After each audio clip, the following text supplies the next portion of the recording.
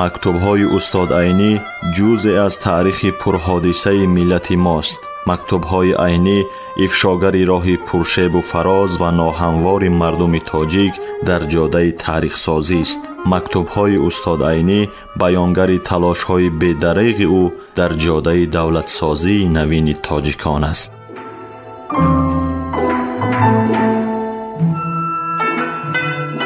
سامیان عزتمند، حالا شما از بخش خوانش ادبی مکتوب‌های استاد عینی را با نویسندگان و اندیشمندان همزمانش با چهره‌های علم و ادب تاجیک در تهیه، تحریر، برگردانی و نشر آن کارمندان اینستیتوت زبان و ادبیات به نام رودکی اکادمی ملی علم‌های تاجیکستان، ادبیات شناس انزورت ملکزاد و گلبهار عثمانова سهم گذارند.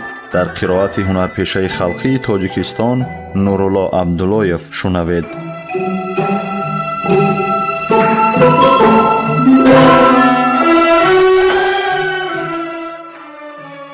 با محمد جان رحیمی، هفتم ماه 12 سال 36 سمرقند. محترم رفیق رحیمی، شما به فرستادن چند چیز متصدی بودید، از آن جمله 20 کیلو بلیل، 20 کیلو الیف، یک اکمولاتور، 2 کامری ماشین، 10 دانه وینتیل نیم دیوموی، 2 دانه وینتیل 2 دیوموی و 4 جفت محسی 38، 37، 35 و هم بچگانه 7 ساله. از این خصوص ها از شما چیزی نشد. من بعد از خستنم از بیماری 14 نوامبر به شما مکتوب نوشته از تقدیر این چیزها پرسیده بودم و هم التماس کرده بودم که اگر هر کدام این چیزها را یابید با پاچتا یا بغاج فرستانید. البته به من خبر دهید و کفتنسه‌اش را هم فرستانید که چیزها در راه آهن مانده خرنینی زیاد نخورند. اما از طرف شما تا حال خبری نشد و من نمیدانم که فرستادید و در راه آهن ماند و یا اینکه تا حال به فرستادن آن چیزها کامیاب نشده اید. اکنون التماس از شما آن که اگر تا حال فرستاده باشید فرستادنتان را به زودی خبر دهید. اگر نفرستاده باشید و یا به فرستادن امکانیت نباشد این را هم با سببش به من به زودی معلوم کنید. حاضر احوال ماشین به جای رسید که تنها با قوت حرکت می کند. اکمولاتور هیچ کار نمی کند. هر وقت ماشین را به راه انداختن خواهیم اول 2 کس از پشت تله می دهد. بعد از آن ماشین به راه می درآید. اگر بعد از آمدن باز این چیزها را ندادنی باشند یک بار دیگر به پیش اپراودیلام سونارکوم روید و جواب او دهد و من معلوم کنید. در آن وقت باز خودم کوشش خواهم کرد. به رفیق مولانبیکوف سلام، رفیق حمدی دهاتی ترسونزاده را و حکیم کریم را سلام رسانید. به سلام رفیقانه عینی.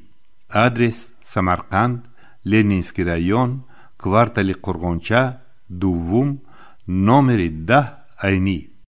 به جلال اکرامی، 13 ماه 12 سال 36 سمرقند. جلال خان سلام.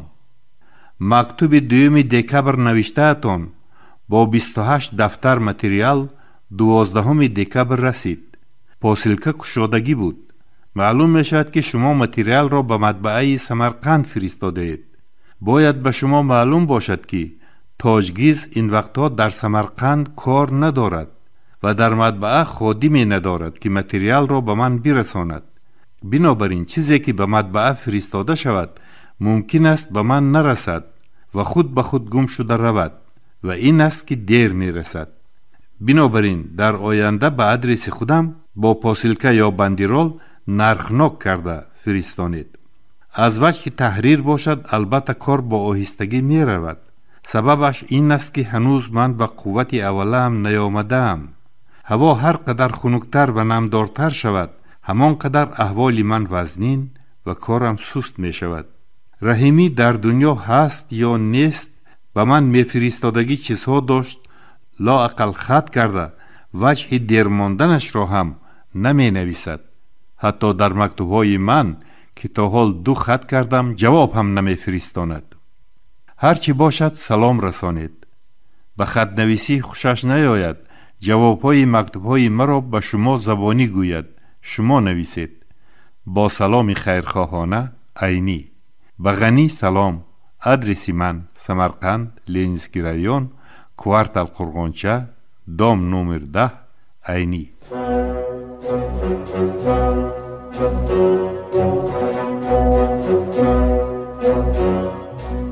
خبرهای ناز، همین گونه مژده‌های فرهنگی در نامه‌های استاد عینی سرشار است و استاد عینی در نامه هم درباره وضع معیشی و حالت عیش و عشرت خانوادگی صحبت نمی‌کنند. هر یک نامه استاد صدرالدین عینی یک کشفیات تازه علمی است. درباره اهل علم، درباره استعدادها صحبت میکنند، درباره کشفیات‌ها صحبت، درباره تاریخ خلق تاجیک صحبت میکنند. صدها بار ما باید این نامه‌ها را خوانده به بزرگی استاد صدرالدین عینی ایمان بیاوریم، باور حاصل کنیم و خودمان تحقیقات‌های درباره عینی نویسیم. هر یک نامه‌ای که استاد صدرالدین عینی نوشته‌اند، هر یک بیان کننده یگان پهلوی مهمی حیات استاد عینی بوده است.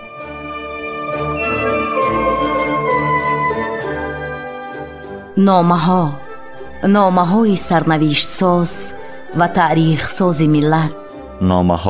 نامه‌های اصالت‌آفر و آرمانگرای ملی. نامه‌های خودشناسی و خودآگاهی ملی. نامه‌های افتخار برانگیز و هویت سازی استاد بزرگ صدرالدین عینی.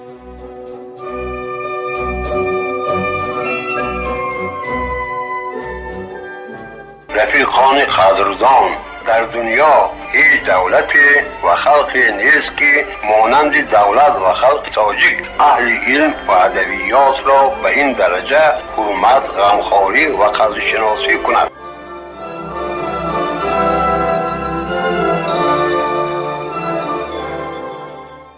سیزدهم ماه 12 سال 36 سمرقند. با محترم رفیق، اولا از شما عذر میخواهم که جواب مکتوب شما خیلی دیر ماند. سبب این است که جای زندگانی من سمرقند است، اما شما مکتوب را به تاشکند فرستادید. اکنون سر میکنم به جواب مکتوب شما. موافق خواهشتان یک نسخه از روسی و یک نسخه هم از ازبکی داخونده فرستادم. هرچند که از این نسخه ها به دستم کم مانده است، بازگشت طلب کردنش را مناسب ندیدم.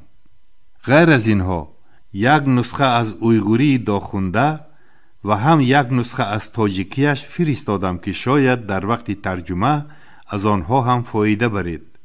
در این ضمن همین را باید گویم که ترجمه های داخونده خواه در روسی باشد خواه در ازبکی و این چنین در اویغوری که از ازبکی ترجمه شده است قناعت بخش نیستند. بنابراین لازم دانستم که تاجیکیش را هم فرستانم. ترجمه خوبی روسیش تمام شد. در سال آینده چاپ خواهد شد. چون رغبت خوانندگان قزاقستان را به طرف اثرهای خود دیدم، لازم شمردم که یک نسخه از ترجمه ازبکی آدینه که از طرف خودم شده است و یک نسخه از قلار که به واسطه خودم نوشتم فرستادم. در قلار که اثری آخرین من است، یک دو پارچه از قزاق‌ها و یک پاره از قلماق‌ها هم هست. همین را باید گویم که خطای مطبعگی در قلار بسیار است. نسخه دوباره تحریر و تصحیح کرده شدهش در نزدیکی چاپ می شود. اگر در فکر ترجمه قلار باشید، صبر کنید که چاپ دوم ازبکی و چاپ یکم روسیش براید. همه این کتاب ها بعد از استفاده اشان در اداره سوسیالیدیک قزاقستان از طرف من یادگاری باشند. با احترام و سلام رفیقانه عینی. آدرس من سمرقند، لنینسکی رایون، کوارتال قرغنچه، دام نمر 10 عینی. علاوه هر وقت ترجمه قزاقیش چاپ شود، چند نسخه با من فرستادن را فراموش نکنید.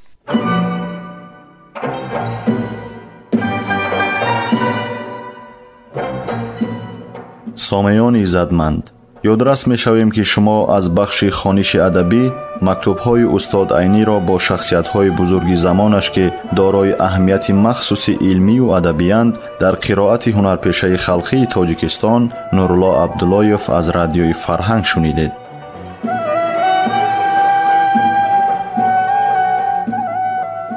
дар таҳия ва пешниҳоди гуфтор саҳм гузоштанд. салоҳиддини нурзод ва лутфия қурбонова. анҷоми хониши адабӣ шоду масрур бошед.